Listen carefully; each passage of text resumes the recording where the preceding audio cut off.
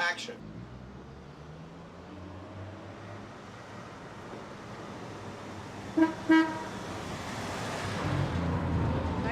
It's a 1960 Chevy Apache. Although my policy is if anybody asks what year it is, if anybody's like, hey, is that 65? I just go, you got it.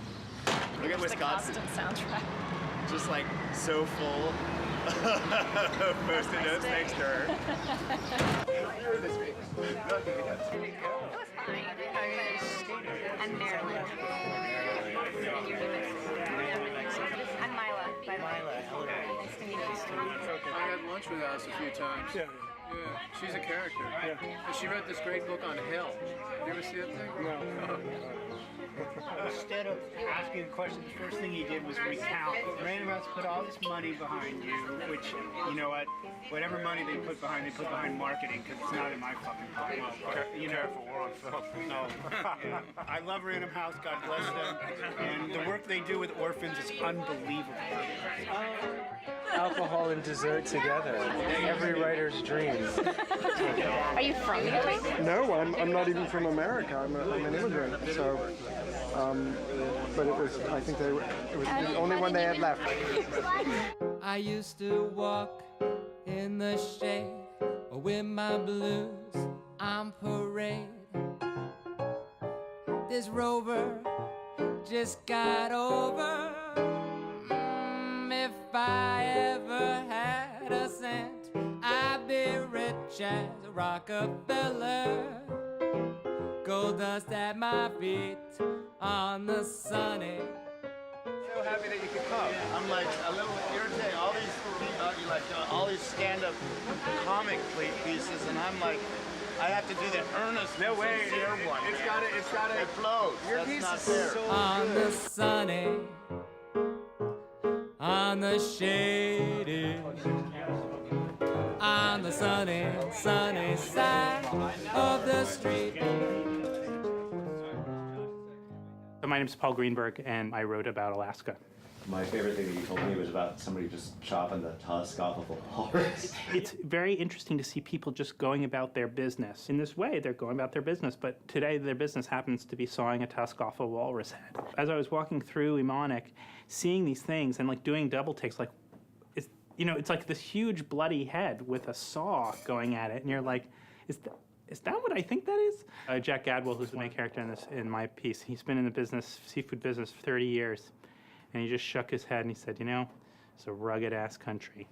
1, 2, 3, 4.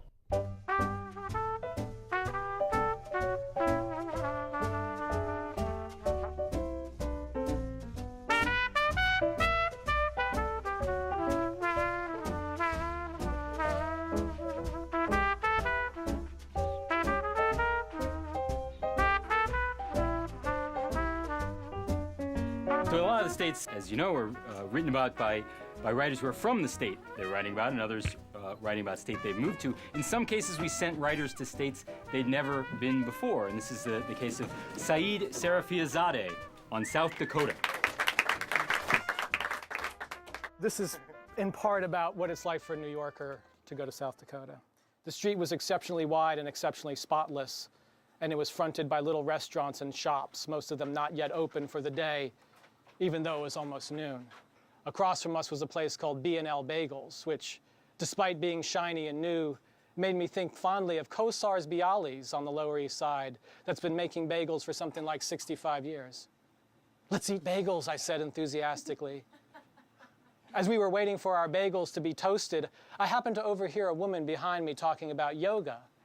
And after some hushed discussion with my wife, I got up the nerve to ask the woman if there was a yoga studio in the area. Oh, yes, the woman said, smiling warmly at me. In fact, she was the teacher. We chatted for a little while. She was about 35 years old, and she was lean and lithe like a yoga teacher, with blonde hair and clear skin. She said that she was originally from Fort Lauderdale, but had moved to Rapid City 10 years ago because she said Fort Lauderdale didn't feel safe. I love it here, she said. I feel completely safe. I told her we were visiting from New York. I love New York, she said. I would never feel safe enough to live there, though. Safety was obviously paramount for her. In Rapid City, she said, You can stand on the sidewalk and talk to someone without getting mugged. This seemed to be an outlandish, childlike view of the danger of urban life, and I wanted to say so. I also started to suspect that the word safe was really a euphemism for we don't have blacks or Hispanics, and that the two of us had been speaking in code. Then again, it was possible that safe meant safe. And I was guilty of my own outlandish, childlike view of the inherent racism of middle American life. This was troubling. In the wintertime, Laura continued, old ladies will go shopping at Albertsons and they'll leave their car doors unlocked with the keys right in the ignition so they can keep the heat running. That's how safe it is here. That does sound safe, I said.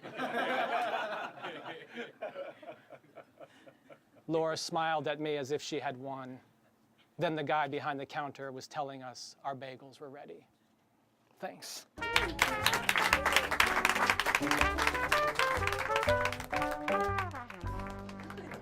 Sean Wilsey said before I got started writing about my home state, Massachusetts, would I like to read one of the WPA guides?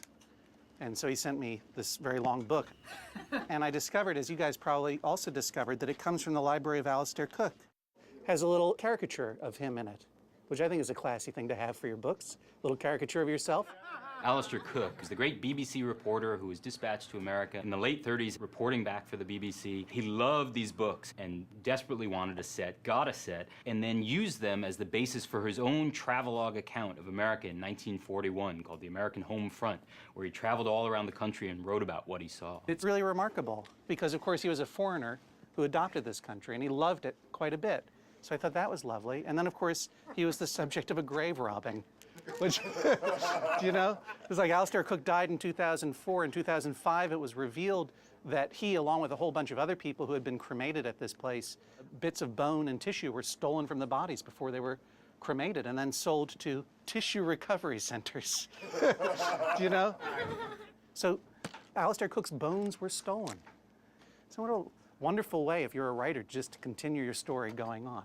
And the guy who did it is named Michael Mastromarino, and he was just convicted yesterday to 54 years in prison for stealing the bones of Alistair Cooke. So, you guys ready? My name is Mila Goldberg, and I wrote about Maryland. I'm a very contrarian person. I just have it in my bones. I just think I was born to reject whatever I'd been born into. So since I was born into Maryland, I literally hadn't given a second's thought until I was asked to write this essay. So I was thinking, okay, well, how do you describe Maryland? And so I looked at it on the map, and I was like, oh, duh, it is a gun. Growing up, we were told time and time again, oh, we're northern, really, with a capital N. We were part of the good guys. We fought on the right side of the war. And apparently, there's a contradiction in terms. Maryland really was a member of the Union side in name only, and it was only by a radical act on the part of Abraham Lincoln. He was the first guy that suspended habeas corpus as a president. The only reason George W., he doesn't have an original thought. He had to steal it from Lincoln. Had he not used habeas corpus to basically arrest 6 state assemblymen and prevent them from voting on the issue of whether Maryland would join the Union or the Confederacy, Maryland would have been part of the Confederacy. In fact, when the Union troops were marching on their way to go, fight, they were attacked as they were going through Maryland, the Union state, on their way there, because in Baltimore, no one felt that way, and everyone was just out to get them. The blue crab symbolizes all positive things for me about Maryland because it's just one of the most bizarre foods to eat and one of the most fun. You break it using your hands. They have this handy little pop tab that you pull up, and you can claw out gills and intestines, and it's always covered in Old Bay. And if you have the teeniest little cut on your fingers, the Old Bay gets into your cut and it hurts, and it's like your badge of pride and courage for eating the crab. And basically, you become exhausted before you become full because it's just such a fight to get to that meat. People will argue, Dungeness. No.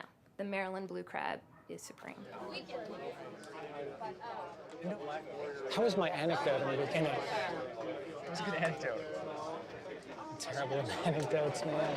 No, it was crisp. It was crisp. Yeah, but it's like, I always expect raucous laughter. Like, when Tom does anecdotes, it's raucous laughter. Yeah. I felt like people are like, and?